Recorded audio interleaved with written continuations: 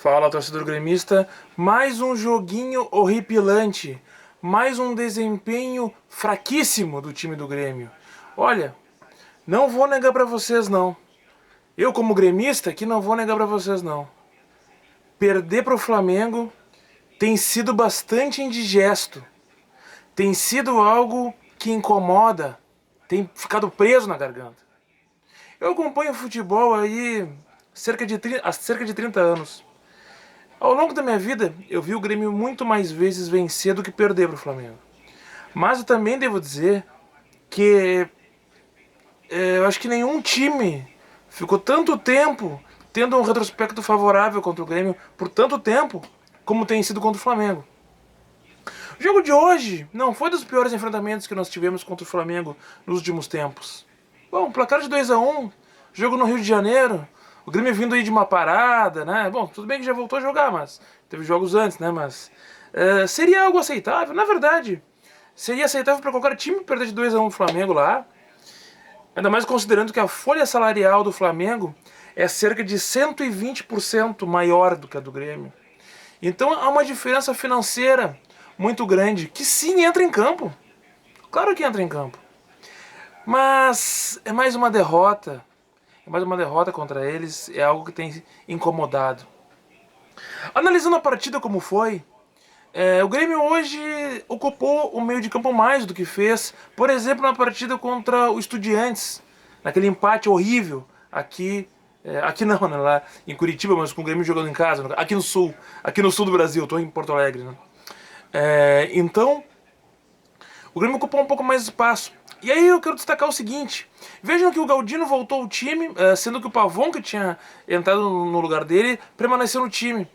Então pode parecer bom, não tínhamos Soteldo. Hoje, um jogo de muitos desfalques das duas equipes, né? O Grêmio hoje não tinha Soteldo, não tinha Vila, não tinha Diego Costa. E aí pode parecer bom, o Galdino entrou num lugar que a princípio ia ser ocupado pelo Gustavinho, mas não. Isso é algo que nós temos que entender da leitura de jogo. Eu não tenho nenhuma dúvida que o Galdino jogaria hoje. Jogos fora de casa, quando o Grêmio tem que fechar mais o meio de campo, é comum o Renato botar o Galdino. Então o Galdino jogou porque já ia jogar mesmo. O Pavon é que jogou, digamos, na vaga que seria do Gustavo Nunes. Por mais que o Galdino tenha jogado na esquerda e o Pavon na direita. Mas essa é a leitura de como marmou o Renato. O Grêmio fez um primeiro tempo até bom. Justamente porque povoou o meio campo. Primeiro porque o Galdino... Não é questão de qualidade, gente. Já falei aqui diversas vezes, em qualidade. Pavon é muito melhor que o Galdino. Gustavo Nunes é muito melhor que o Galdino. Soteldo também, Natan Fernandes também. Só que tem que botar posicionamento. Isso vale em futebol, não adianta que você querer tirar isso. O Galdino, quando joga no meio de campo, ele fecha o meio, marca. Ele ajuda numa deficiência muito grande que o Grêmio tem, que é a marcação no meio de campo. Então ele jogou ali, fechando aquele setor. JP Galvão, por incrível que pareça, ajudou nisso também, porque ele volta a tabelar, marca a saída de bola. Claro que isso também nos traz um paradoxo, que é o seguinte: o JP Galvão jogando, se ele fica muito longe da área, não fica ninguém lá no comando de ataque. E aí a defesa do adversário fica livre para subir as linhas e povoar ainda mais o seu próprio meio de campo contra o Grêmio. É verdade. E aí, então ele acaba trazendo um pouco mais o adversário contra si. Mas assim, gente, é o que o JP Galvão pode fazer. Ele não traz perigo de gol ao adversário. Ele não chuta. Então o que ele pode fazer é voltar, tabelar, que ele até faz isso razoavelmente bem. Isso é verdade. O time do Flamengo, nós também temos que destacar, jogou com muitos desfalques. Muito mais do que o Grêmio. De la Cruz, Pulgar, Arrascaeta, né? Entre outros, vários outros jogadores. O Flamengo jogou metade do time reserva. Isso também aumenta o meu incômodo. Parece que qualquer time que eles botam em campo é favorito contra o Grêmio. Isso não pode acontecer. Esse manto aqui é sagrado. Esse manto aqui é tricampeão da Libertadores. O Flamengo conseguiu ser tricampeão agora. O Grêmio já há mais tempo.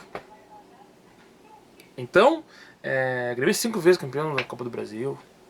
O Grêmio é multicampeão. Não pode jogar contra nenhum time do Brasil previamente sendo time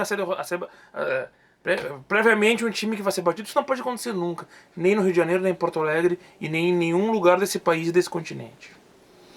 Bom, O Flamengo então já entrou desfalcado e não, isso aumenta até o mérito do Flamengo. Não vou aqui eu faço análise acima de tudo. Eu sou um gremista e eu faço análise. Eu não fico aqui só disparando emoções aqui. O Flamengo fez uma partida, mereceu a vitória, sem nenhuma dúvida. Entrando desfalcados, o Everton Cebolinha, que é um grande jogador, que foi formado na nossa casa aqui, machucou no começo e era o principal jogador para fazer gol.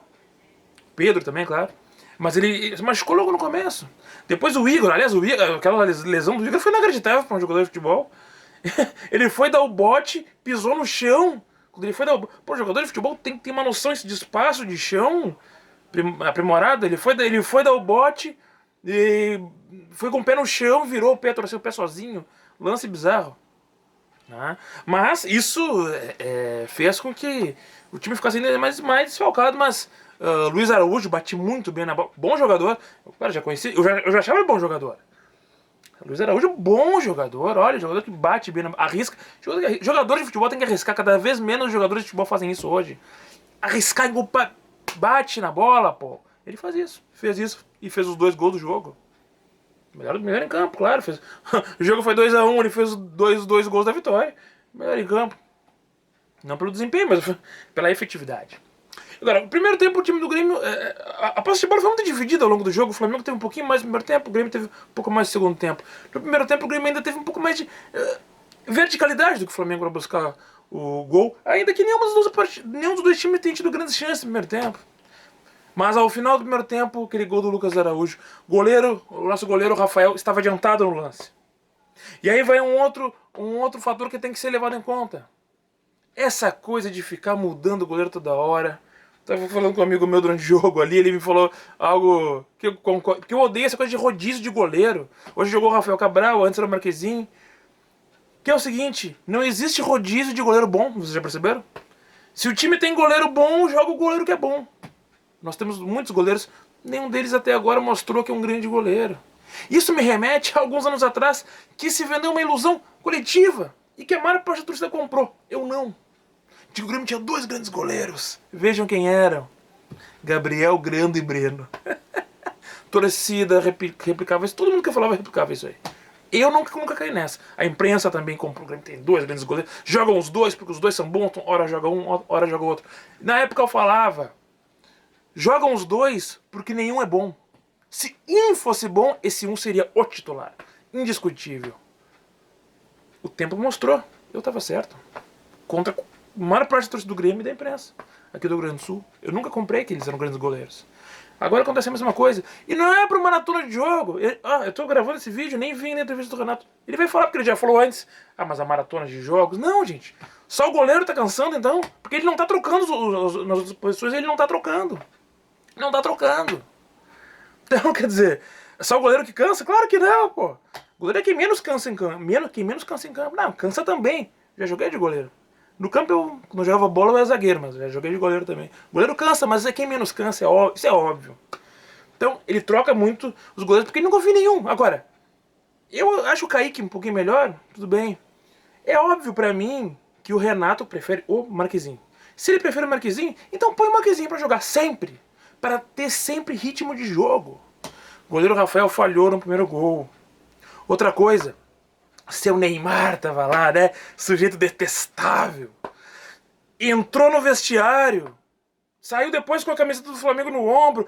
O jogo demorou mais do que tá em regulamento pra recomeçar. Porque o Neymar tava lá fazendo festa com o jogador do Flamengo. Que várzea! O Flamengo pode tudo. Inclusive, pênalti que era ridículo. O Bruno Henrique tentou cavar um pênalti que o juiz aliás, o juiz deu. Depois teve que ir no VAR ver que não era. Mais uma vez provado, né? Na dúvida, dá o pênalti pro Flamengo. O VAR não salvou dessa vez. O VAR que tanto nos prejudica, hoje nos salvou. Impressionante. Olha, gente, é uma coisa de louco isso aí, tá? Mas assim, vamos seguir, porque apesar dessa derrota, a gente ainda segue, não estamos mal, ainda tem muita coisa pela frente. Seu Renato, botando o Fábio no lugar do JP, do João Pedro. Olha, que ilusão é essa que vai trocar um lateral por outro? Que tática é essa? E que ele acha que o Fábio ataca tão bem assim? Claro que não, tá? Mas assim, hoje não vai ter nota para os jogadores também, tá, gente? É o seguinte, Dodi jogou bem, Cristaldo jogou bem, o Nathan Fernandes entrou bem no segundo tempo. De resto, todo mundo jogou mal. Essa é a avaliação de jogadores hoje. Vou pedir para vocês darem um like aqui no vídeo, se inscrever, a gente se fala e dá Grêmio.